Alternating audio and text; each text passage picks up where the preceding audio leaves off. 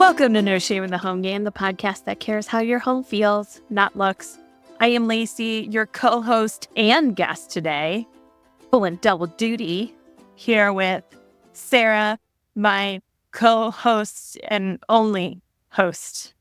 Like, she's not doing two things. Hi, Sara. Well, no, I am doing two things. I'm your co-host, and I'm also the captain of We Want More Joe fan club. So I'm showing up also as a fangirl. Welcome, Joe. Is that too much pressure? Maybe a little, yeah. Okay, I'll dial that down. I'll manage.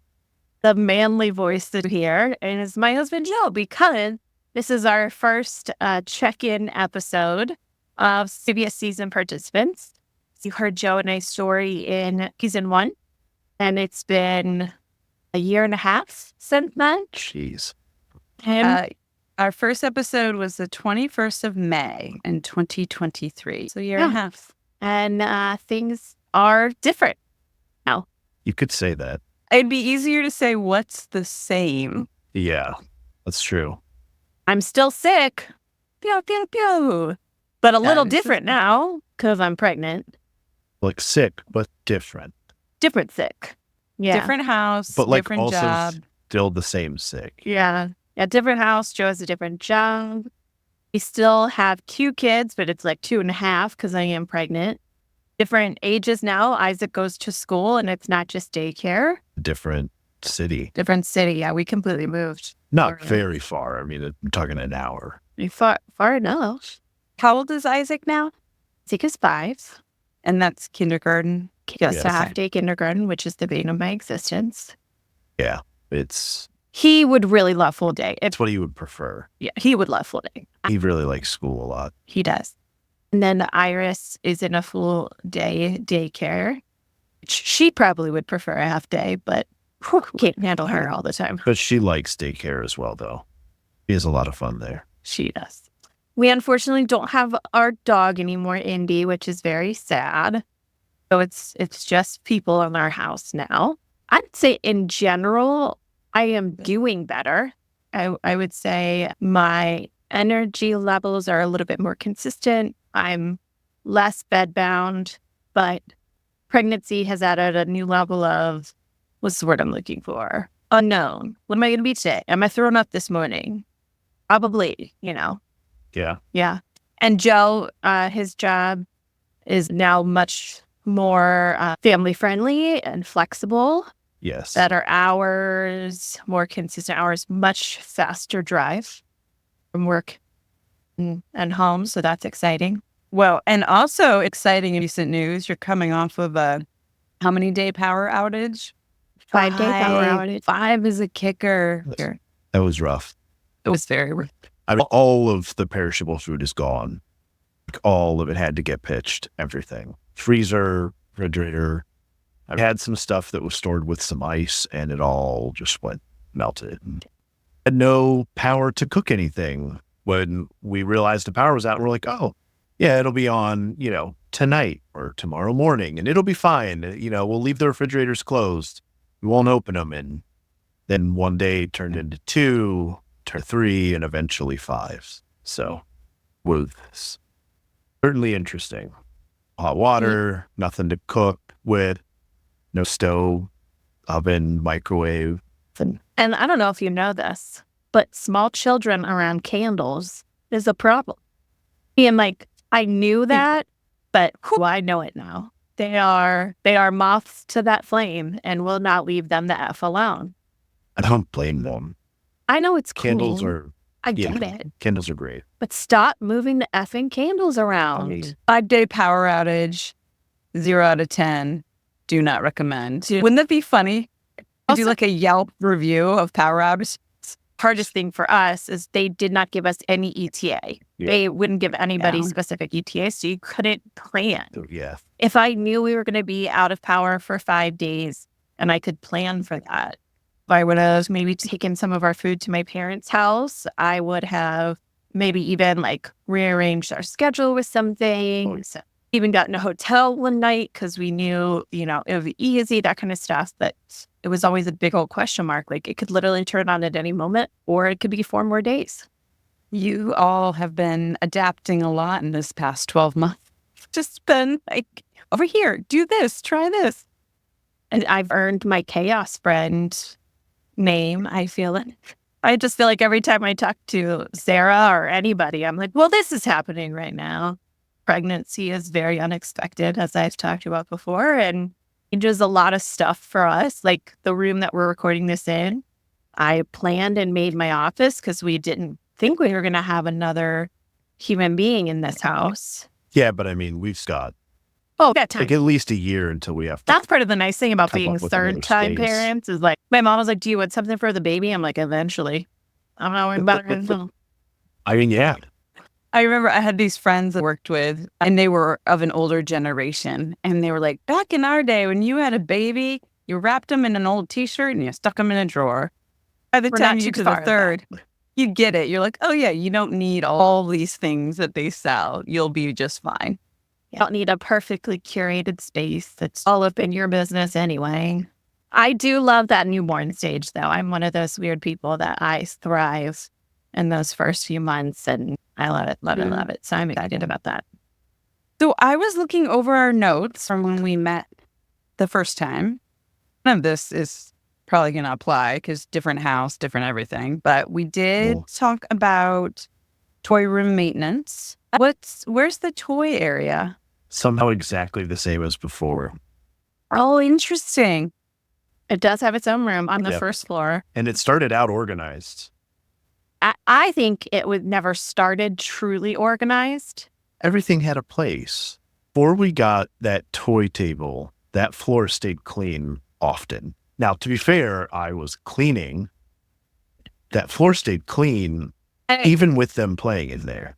I'll say our kids, because it's not in the main area, if you remember in our previous house, the toy quote unquote room was next to, like, it really was the same room of our living room. So the kids would play with the toys. But now that they're two different spaces, they don't go into the toy.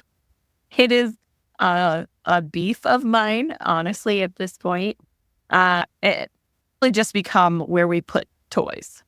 Yeah, I mean, we got into a place where we're back to where we were before, and things were okay, and they've slowly progressed to too many toys in the space. So we need to do probably a 50% cull of toys, and then also organize the art supplies, because that's a mess too. But I will say, we know what to do this time. that's true. Just haven't. To be fair, things keep coming up every time we're like, hey, we'll have some free time. And it's like, nope, there's an unexpected pregnancy and all of the complications with that. Here's a power outage when you just thought, oh, there's going to be a storm tonight, even though we haven't had rain in like a month and a half. And all the trees are going to be basically blowing sideways and touching the ground. Some of them may fall over completely. Luckily, we missed out on that. So It wouldn't have been funny if you just, like, before your kids got home, you just threw away 50% of the toys, and they're like, where'd they go? And you're like, that's storm. It was crazy. Honestly, Isaac, they must talk about it at school as a hurricane, because I feel like we could have gotten away with that. Like, that daggone hurricane, man. yeah, he keeps calling it a hurricane. Yeah. And it wasn't just a hurricane. took away 50% of your toys. It was Right. the weirdest thing. Well, you kind of got there before I did. I was going to say that room basically is a storage room because kids, as much as we try to put them in the basement or another room, they want to be where the action is. Like, they feel the energy and they want to be in the heart of the house. So yeah, just again, and you having that routine of putting this stuff back before they go back to bed and making sure. I do want to go back to, I'm just very curious.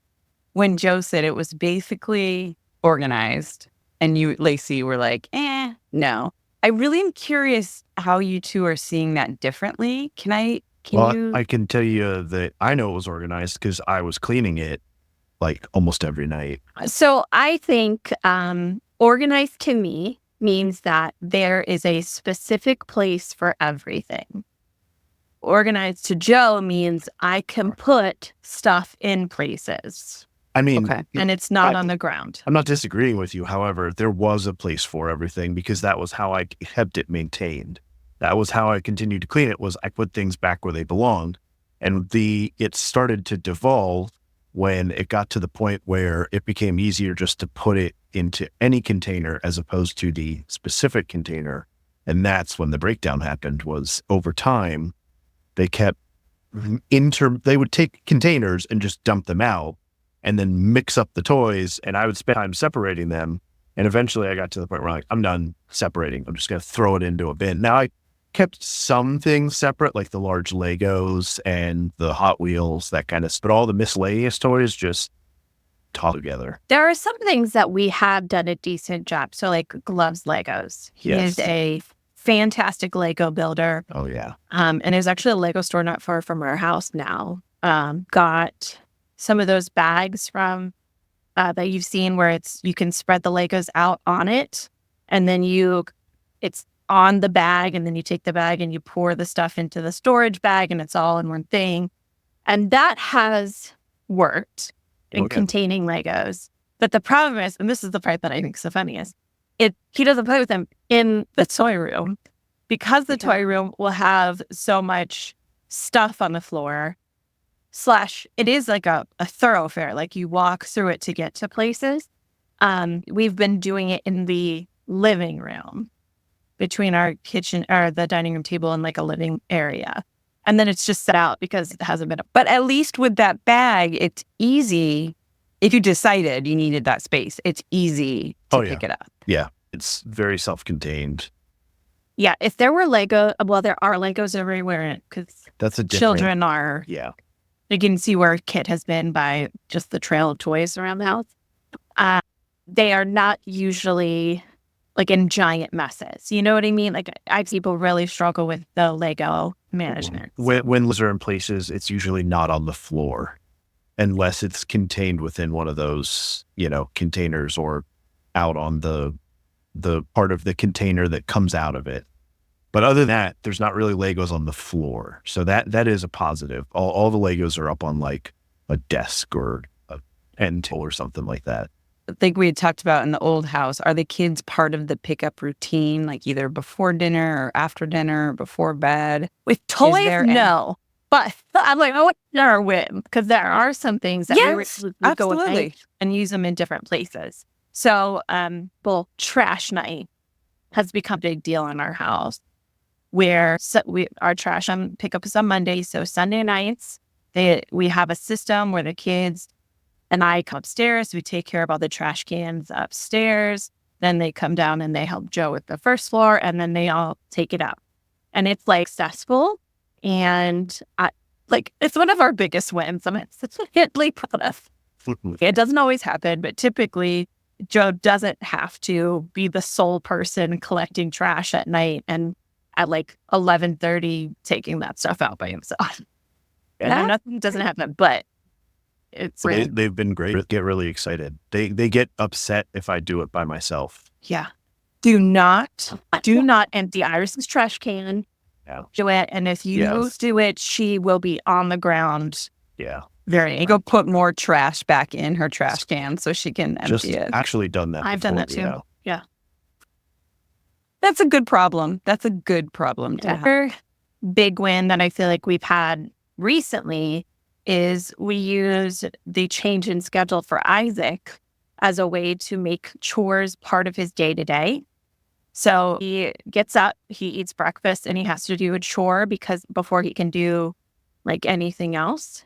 And then when he comes home, he can have a snack, and then he has to do a chore before he can do anything else. So mostly manifested as emptying the dishwasher, which I don't know if you remember, dishes were a thing that came up. A lot, but it is a little help. Oh, it's a big help. That is getting done. We also are still working on getting him. Dishes is good because it's a very contained thing. He knows what's expected of him. He knows where things go. He is a machine. And we have to help him like with the upper stuff. But like he does this overall by himself. He gives you directions of when you can put things away and how. That's a fun thing where it's like, do you know who put these here the first time? I did, but okay, thank you. There are things like I really want to get him better at, and this kind of goes back to the room of feeling comfortable resetting his space. So we've done it a couple times in the family room, and he's kind of with it. It just seems like such a big task and overwhelming job for him that it's a little harder to jump in and do. Like we did his bedroom the other day, and when I tell you that kid was proud of himself, he was like, I can't wait for Daddy and Iris to see it. And then they did have a big reaction, genuinely. Iris was like, "Who cleaned up in here?" So the beds. And he's kept clean too. He has good. Yeah. That's so great. And how, he okay with starting these chores, or was there a little bit of pushback? So part of him staying home and not going to like before and after school care is I told him, you're going to have to pull your weight around the house. If you're going to be home, you're going to have to do something. It's not just going to be watching TV all the time. Has it turned into more watching TV all the time? It has at this point, but that's fine. He's still doing the chores. Going into it, knew that that was an expectation, that he wasn't going to be able to just do whatever he wanted the whole time. The other thing that I did is I created a sheet that had the chores of our day, and his chore was part of our day. And so he would check it off. And I would say he religiously checked things off for like almost months. Oh, yeah. And now it's such a routine that we don't have to check things off. I will say, though, he struggles with certain tasks because he gets overwhelmed. Yes. And so like cleaning the family room, it's a relatively easy task, even with us offering to be like, hey, let's just get this done real fast. And he'll just, like, it's too much. I don't know how to do it. It's too hard. And it's like, I see maybe 18 things on the ground total, including like little toys. That's all you got to do is pick it up, put it where it belongs, make sure to like get any dishes or whatever out.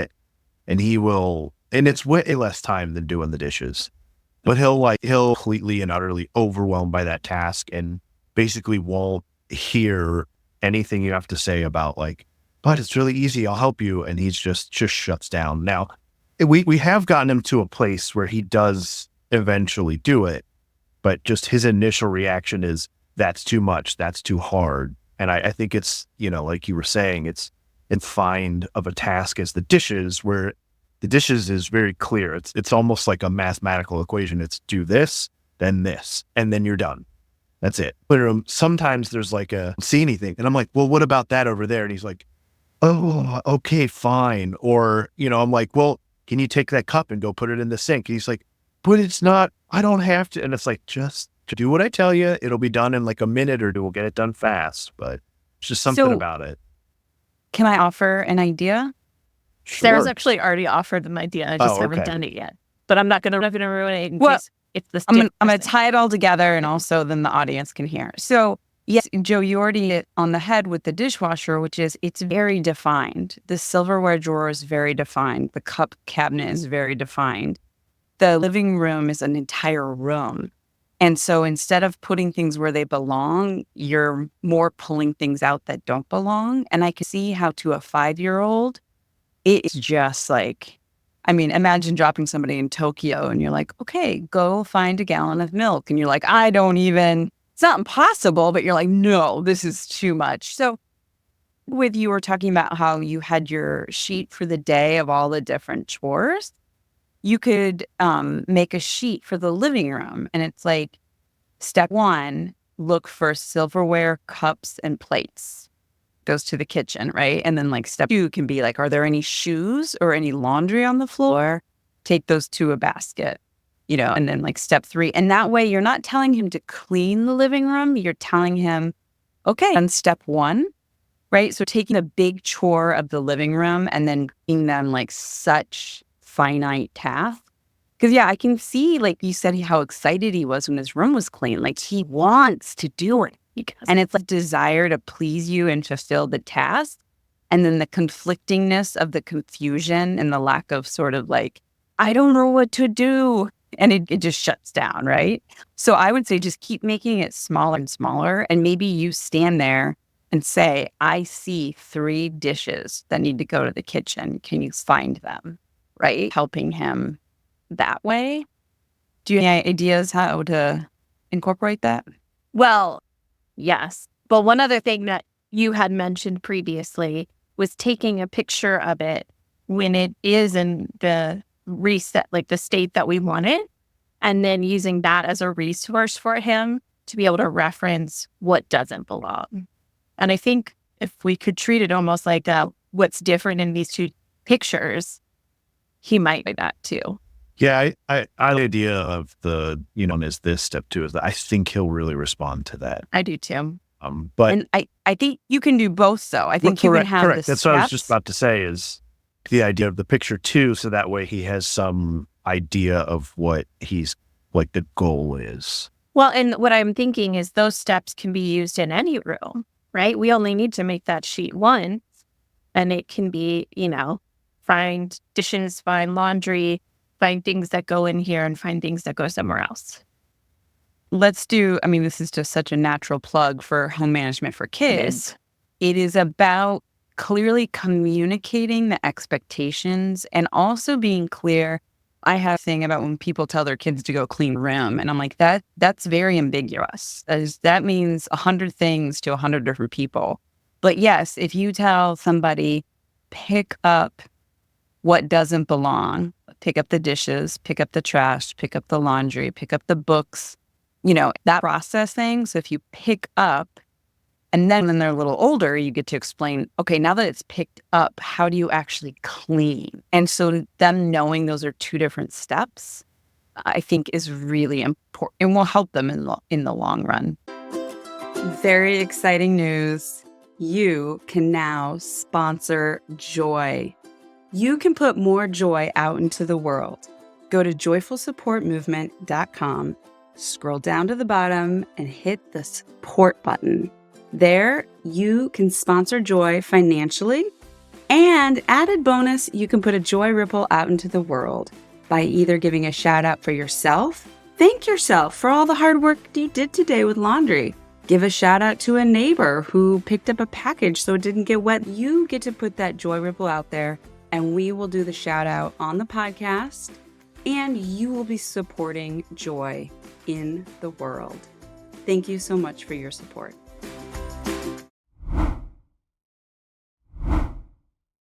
Too. Yeah.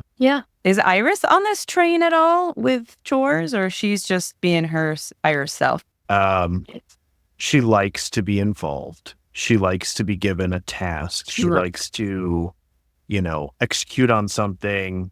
She likes to police other people. She loves to police other people. Also struggles with some of the tasks. And I think she's 3. So, we don't super high expectations. But I also think we let her go a little bit because it's just, we're like right easier to get it done. There's some things she does automatically, and they both do. They take their plates to throw away whatever's on their plate at the end of a meal, and then take their plate to the sink.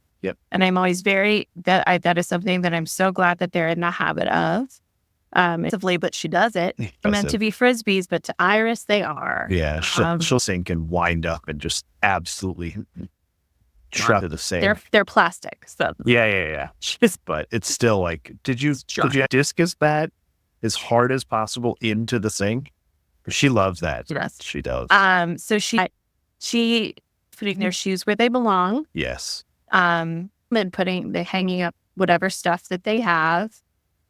She does a pretty good job of laundering to a basket. Yeah, she's really putting dirty laundry away. Yeah. Started helping put her laundry away. That has become one of Isaac's things that he has to do. I fold his laundry and he puts it away. Yeah. And she helps. She loves to help. She loves to help. What he can reach, she loves to help. I think something we could do better is on weekends. So as that schedule, right? If I have to do this, I think we should be better about saying, okay, we've eaten breakfast, let's do a chore. Yeah. And we all do it together. Because to that very well. The weekends are really the only unscheduled time that we have. And I think that they both struggle with that sometimes. They appreciate the freedom, but they need a little bit more structure. Not that we have to lay out the whole day or anything, but I do think there should be okay, it's the 20-minute clean time, or, however we want to set it up of now that you've had breakfast, we're going to do this. But we also need to be careful too, because weekend mornings are the only we really get where the kids are doing their own thing and you're not, falling asleep. So they get up and they get their tablets and they get their own breakfast. It's like the whole morning thing. I'm like, So let's be careful what we're assigning, because necessarily want to lose that time that we get, that brief time that we get together. I will say that is another thing that we built into moving into this new house is there is a cabinet that has snacks. Oh, it has yes. breakfast items Yep. for them that they can always go to and get themselves. So like Isaac's a snack to school. He packs his own backpack with his snack. Iris, her breakfast in the morning. Yep. They get after school. So Yep. we do, that is another thing that I'm very I really don't think we would have thought of without going through the first season. Oh, completely agree. It's very accessible to them. And snacks that we've all agreed upon. Yeah. They're easy for us to keep stocked. Nutri-Grain bars, pouches. fruit pouches, little mini muffins, and I guess granola bars, and then of course his stuff that he takes for his school snack. Goldfish. Yeah, and they've gotten that is awesome. They've even gotten to the where Isaac can open pretty much every single one by himself. So they're being completely self-sufficient with it too, which is very nice. Yeah. That they don't have to. Well, and keep great timing with the new third one coming along, and they can pack, like, you're not getting their snacks. You're not. I mean, that's amazing. Yeah, That mornings have amazing. gotten a lot easier, like significantly easier, especially because now that I'm only taking one of them to school, I only have to get one of them out the door, but Isaac still gets up at the same time, and because he's excited for school, he's really motivated in the mornings. So he actually helps get Iris ready by he'll go in or up, and the two of them will just hang out. This morning, there's a song that's the wake up song, and he went into her room and turned it on himself. And I'm just laughing because he's annoying the crap out of her because he's me, where he wakes up and he's ready to go, whereas Iris is Joe, where it's leave me alone for a while. And so it's just so funny that he's like, wake up, come on everybody, wake up. And it's amazing. Well, I love that. That is so cute on so many levels. Going back to the snacks, that was a good segue into the other thing we worked on when we met in season 1 was food, dinners, prep, planning, all of those things. How has that been like in the new house? How is any wins that have carried over? Any struggles that you want to talk about? It's so much better now. I mean, we still struggle a little bit, especially when the power's out, and we're trying to figure out what to get for food, but also not have leftovers, but also mix it up and keep everyone happy and try not to use dishes. And but it's so I took a lot of the 10 steps to meal prep course and kind of adapted it to us. As you know, I don't like having a set meal plan. That seems too restricting to me. that. Well, so what we essentially every week we'll get chicken. Okay. No. I got mostly. this. I got this. So Lace doesn't really love structured dinner plans of we're going to eat this on this day. We're going to have this available. And so we've gotten to, first of all, we got the, was it Boost membership through Kroger, which is a huge deal because it was on discount, first of all. And we've already saved more than we've spent on the discount. But what they offer is free delivery of your groceries to your house, and it's next day guaranteed. So when we want groceries, first of all, grocery shopping, as much as I love it, I do not have time for that. So I don't go to the grocery store anymore. And we also don't go to pick up. They now deliver them to our door, which is fantastic because basically instead of trying to buy 2 weeks worth of groceries and guessing at everything you're going to need, we started buying anywhere from 3 to 7 days worth of groceries. And so it's a lot easier as opposed to trying to guess at everything you're going to need and plan for smaller timeframes or wouldn't it be nice if? And one of the other things I've started doing is, first of all, with your pregnancy, dinners are difficult. The thought of food is still something I struggle with. So having to think about, I can't even do it, what to eat and the stuff to go into it. My stomach is literally starting to turn talking about it. Well, and we have to be really careful about what you eat because of the diabetes. Pregnancy, Yeah. fine. But essentially it's gestational It's diabetes. gestational. And so it has been difficult. But one thing I do was I came up with a decently large list of diabetic friendly dinners and basically sent them to you. And what we were time is, what do you think you're in the mood for this week? And so you would just highlight a handful of things off the list that didn't make you feel sick thinking about them. And then we would plan for those. But now we've kind of gotten to a point where I'm starting to get stuff that can be split into multiple different options. So for example, when we get the chicken, we have the option for baked chicken with salad or a baked chicken with veggies, or we turn the chicken into like an Asian style sauce with rice, or chicken wraps with like a Caesar dressing. And so basically we get the stuff to have all of those as options without, and by that I mean the non-perishables, basically. So that way we're not like burning a bunch of perishables, but it's giving us the option to turn something into like 2 or 3 different things. And then whatever we're in the mood for, great. So like ground beef could be chili or meatloaf or tacos or taco salad. And so we kind of, like beef, lettuce, tomatoes, fruits, veggies, all that kind of stuff is great. And we just buy it and then we kind of use through it. And as we go, it's like, what are you in the mood for? This. Or you're like, I don't want to pick. And I'm like, okay, fine. I feel like making this tonight.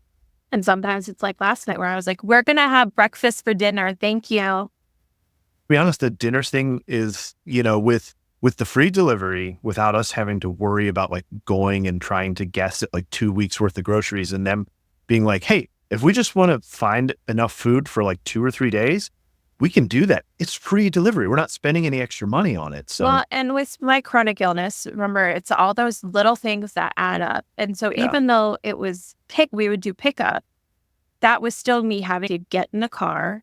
And so right there, that's already, a little bit more. I have to go at a certain time. So if I'm not feeling good at that time, it's a problem, all those different things. And so delivery has eliminated those barriers. And so that's also been a big part of it. Absolutely. Yeah. So, and two, for people listening who want to apply some of this to their own lives, and I learned this from Sara from season 1 about she had this time in her life where, oh my gosh, 10 things were going sideways. And she was like, I can't even think about a day's worth of meals. She's like, sometimes I go and I'm only buying one meal at the grocery store because she was running to so many appointments and errands. Getting to the grocery store wasn't a problem. But she's like, I just don't have the bandwidth. And so if you ever are thinking about meal planning and you're just like shutting down, like Joe said, you're not trying to plan for 2 weeks anymore. Like, okay, what's the next 5 to 7 days? And so and I've even found for myself when I'm feeling overwhelmed, I'm like, well, how about if I just plan for today and tomorrow? Like, just pick 2 meals. And so I love that that's been success for you. One of the things from when we talked in season 1, Joe, was you were talking about how you would drive home and then you immediately had to start making dinner. And you felt like there was kind of no decompressed time for yourself. Is it still feeling like that, or is your drive shorter and you've got time? How's that going? I mean, there's still a little bit of that going on, but I don't have the same feelings anymore. I mean, my job is significantly less stress. The drive is half of what I was doing before. It just depends. But yeah, it's about half the drive, way less stress. We've been able to free up a little more time for me to be able to do some, outside activities, which is nice. It's still a struggle because, with the uncertainty of Lacey's chronic illness and now the pregnancy, it's like, how is she going to feel in 2 hours? And it's like, good luck trying to figure that out. Great. So, so sometimes we have to try and like plan for an additional body to be here to help with the kids. But I've been able to basically like play D&D without feeling like super guilty. Every once in a while, it'll be like, okay, Lace isn't doing well. I'll have to remote in. But I still get to play. So, that part of it has all been nice. It's, realistically, we're still looking at the same, like I'm kind of like on the clock as soon as I walk through the door. but it doesn't feel the same as it used to, you know? I mean, it helps that the kids are a little bit older, a little more self-sufficient, just like the snack thing alone. Where like they can go and they're like, okay, it's time, you can go have your snack. And they're like, okay. And I don't have to like go to a cabinet and search through it and be like, what about this? What about this? Will you eat this? And they're like, yeah. And then I get it to them like, I don't want that. Like all of that's gone. And so, there's a lot of little things that we've kind of gotten in the habit of, things that we've fixed over time that have just made all of that a much easier process. Plus, the way we've been doing dinners has been a lot easier. And so it's just, it is still kind of the same where I do somewhat feel on the clock until the kids are basically completely asleep, but it doesn't feel as stressful. It doesn't feel as difficult as it used to. That's great. I'm hearing a lot of wins. Yes. I mean, a combination of things that you learned, but also just a combination of the new job, the different kids getting older. Is there anything that you want to troubleshoot or anything that is a thorn in your side a little bit that you want to? I mean, the toy room is a problem, but we've got a plan for that one. So I think we're good because, to be fair, it's a lot of the same plan that we came up with last time. We just need to execute on it this time. And we did somewhat execute on it when we moved because we got rid of a lot of toys. But of course, stuff has come in since then and more stuffies have been added. And, people are like, oh, do you want this? And they're like, okay, great. The kids will love that. And it's like, okay, well, now we have to find a place to shove that. So that has built up over, but we did get that to replace when we had moved. We just need to get back there. What about so I can't do outdoor stuff. That's No. too much for me. So Well- Joe has to do it. Well, so I'm just asking, like, is that something we should think about? I mean, that would be nice, but what the hell is that, aside from paying like a landscaper? Okay, now that's a good point. So I don't feel like I have enough time to do yard stuff. So yeah, that's a good point. And we do have We have a lot more. we yard. have way more yard now. We have a corner lot, so it's like, hey, everyone in the entire neighborhood, look at how terrible our yard looks. Right. So everyone sees our yard and sees our beautiful solar panels that we now have. But yes, yard work is a struggle because I don't feel like I ever have free time for it, and it's always a negotiation when I do finally get it. And then sometimes it's like, nope, got to stop what you're doing and come back in for the kids. And it's like, man, it would be really nice to just like have the freedom to be like, I'm going to go do yard work now, as opposed to, okay, let's plan for this. Let's schedule this. After this time, I'm going to do this, and then I'll come back and check, and then I'll go and do this. And it's just, it makes it difficult for me to go and do it. It gets done, but that is a struggle. And what all needs to be? Oh God, everything. No. Let's break it down. Break it down into categories. So mowing is one. Yes. Well, it's So two different kinds of mowing. It's mowing the front and the back, but one is a riding mower, one's a push mower, because I can't fit the riding mower through the gate in the backyard. To be clear, I will still have to use the push mower in the backyard because of how narrow some of the confined spaces are. Like I could get in that circle probably without the mower, but I couldn't get any of the rest of the yard because the turn radius is way too large. So that's okay. That's so not mowing, really worth the time save that it would potentially. What else needs to be done? So mowing the front and back, edging is something that I only rarely get to. And there's one section I don't think I've ever edged, which is problematic.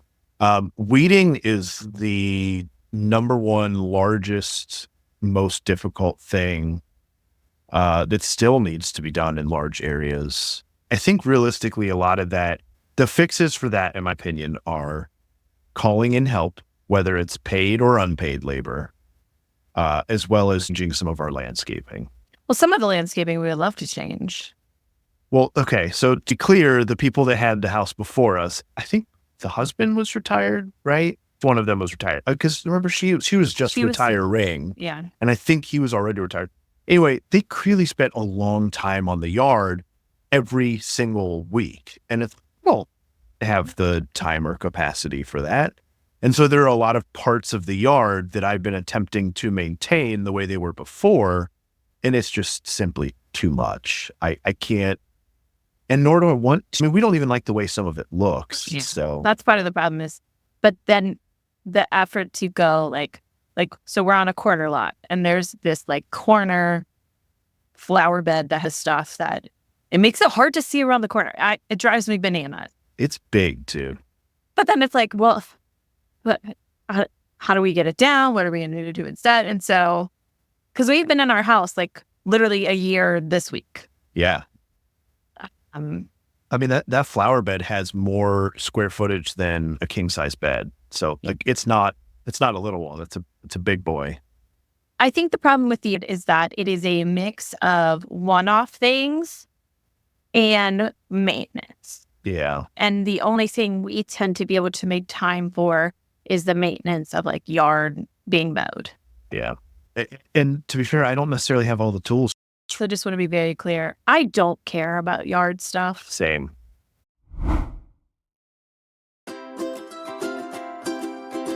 We were all promised a village to get support in our everyday lives, and sometimes that doesn't happen. There's this big gap between telling your friends what's going on in your life and waiting for an appointment with your therapist. That's why Sara and I have developed the Joyful Support Movement Village. The Village is a place for peer support, resources, and connection with those who are like-minded and want to do joyful support together. You also get to have some fun bonus content from No Shame in the Home Game, Sharing the Middle, and Pops of Joy. We cannot wait for you to join us in the Village. You can do so at joyfulsupportmovement.com.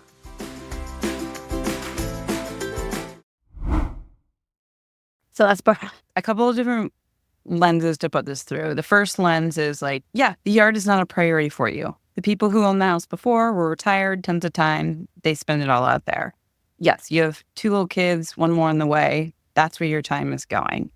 And then just maintaining what is. And I do have an idea about the weeds. And then the next step, tapping into those people in your life who do know a little bit more, and then having a plan of making it closer to zero. Well, not zero maintenance. It's never going to be zero, but you can put things in that are going to be easier to maintain, and then choosing once a year what you're going to apply to, and then tapping into your friends and family saying, we'll like feed you if you come over and help us do this project.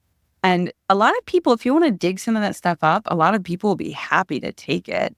I am such a fan of perennial grasses, like decorative grasses, because they give you something to look at that are visual. They don't need water and you don't have to do anything. You know, like fountain grasses. Because a lot of those perennials in the yeah, a lot of those perennials you have to prune, you have to maintain them. They start to grow too big, and then you got to split them. So, yeah, if you know, do you have somebody in your life who's to no one's surprise, Bob and Carolyn used to do all of their Wendy's landscaping, and they've just shown up sometimes and been like, "We're gonna pressure wash the front and the back." Okay. Joe's parents have showed up and been like, okay, we're going to weed these beds. Okay, great. So, I mean, we do have... There occasionally help there, but what we have is beyond that. Is beyond the ability of that, yeah. Yeah. So, Bob and Carolyn, that's a great thing of the Wendy's. They wanted it to be curb appealing, minimal input. So, they would probably have a lot of ideas. No. My minimal input and Carolyn's minimal input are a little different. Yeah. What that we're, and this is something obviously we've been talking about for a while, but I do think we're to a place where we recognize that we need to reduce the amount of stuff that requires care. And that may simplify things because, if you've got, let's say, 200 cubic feet of flower garden, if you can cut that to 100 cubic feet or flower garden, it's way more manageable than 200 cubic feet. And so I think that, we have some flower beds that we've already decided that we don't like the way that the things look in there. They're, it's stuff that doesn't. And so, we're to a place where we need to change what is in there. For example, we need to make decisions. I think that's really where we're at. We need to make decisions, but we also need to find a way to execute on what we've decided. Well, okay. So for example, my mom may have said, hey, while you guys are gone in Europe, can you make a wish list of things you would like done around your house? Oh, I didn't know that. Yeah, I haven't said it yet because I I feel know- guilty about it because they're already watching our children. But To be fair, I wish I had a week or two where I could just stay I know. around the house and take care of I know. stuff. and so that's what I think. As we're sitting here talking, we just need to define. I think if we could define this, I think that's part of the problem is we don't know what to do in some of those spaces. And if we were able to say this is what we want, I do think we could get the help to get it done. We have some people in our community who are building a house very close to where I live, and they bought a lot and then they cleared it. And I was talking to the dad, and they're moving from a house. They've got 3 kids. They need a little bit more space. And he goes, "Oh, we're not doing landscaping." He's like, "We're not doing a yard." He goes, "I want to be doing stuff on the weekend." He's like, "I'm so tired of taking care of the yard." And I was like, "Oh my gosh, that's a choice." I was like, I didn't even think about that. And I let half of my front yard go to wildflowers because I was just like, I don't want to be mowing all of this. This takes over an hour as it is. So I do hear you. It's a huge input.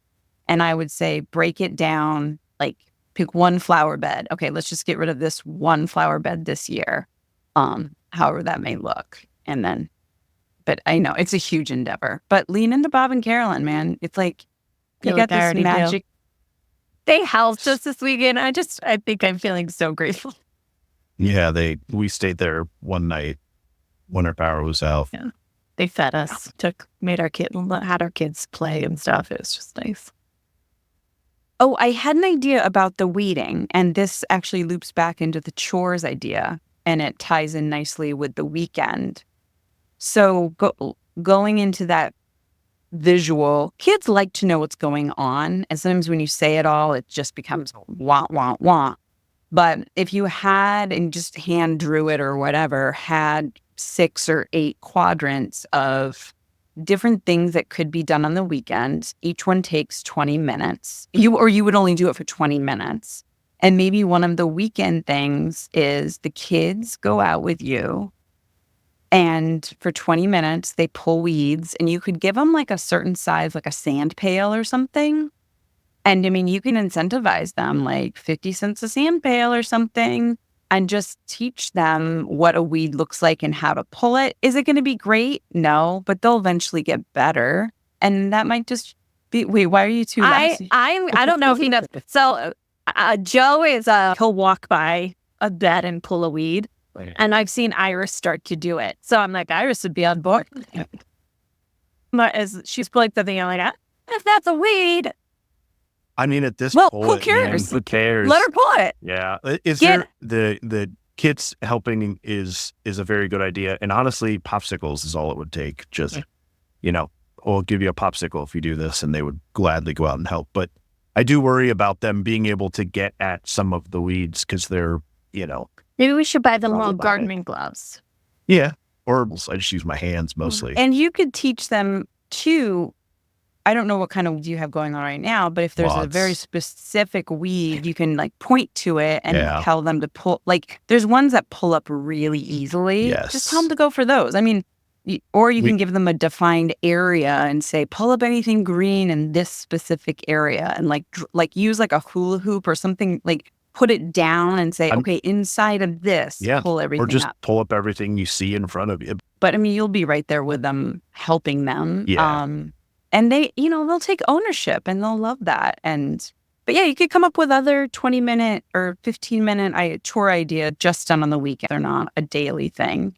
Yeah, I feel like we covered a lot of ground with you two today. It sounds like things are going pretty well. Yeah. I mean, I think as we were talking, the more I don't feel as stressed about our house. It sounds like Joe's not as stressed about our house. And so it's just one of those where it's just like, this really works. And we've been maintaining it for a year now. Yeah. That's great.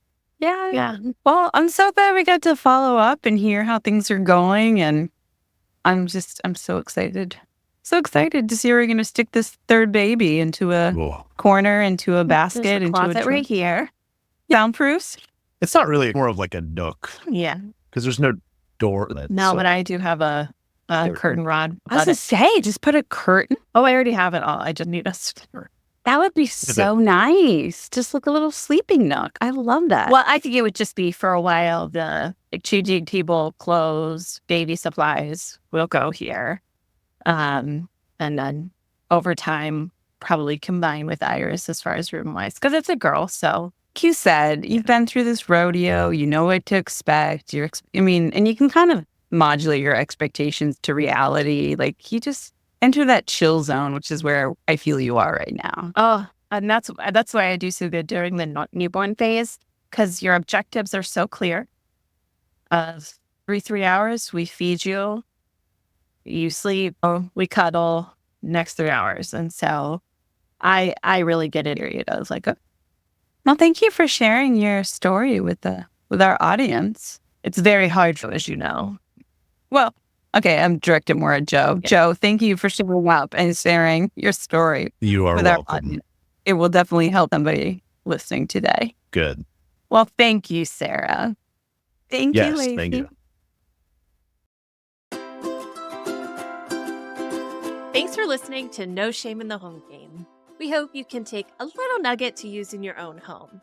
Remember to subscribe to the podcast in your player of choice, like us on social media, rate and review, and share with all of your friends. You can always visit joyfulsupportmovement.com to learn more about No Shame in the Home Game and the other Joyful Support podcasts. While you're there, you can join the newsletter or sign up for the Joyful Support Village. Now go out there and spread joy.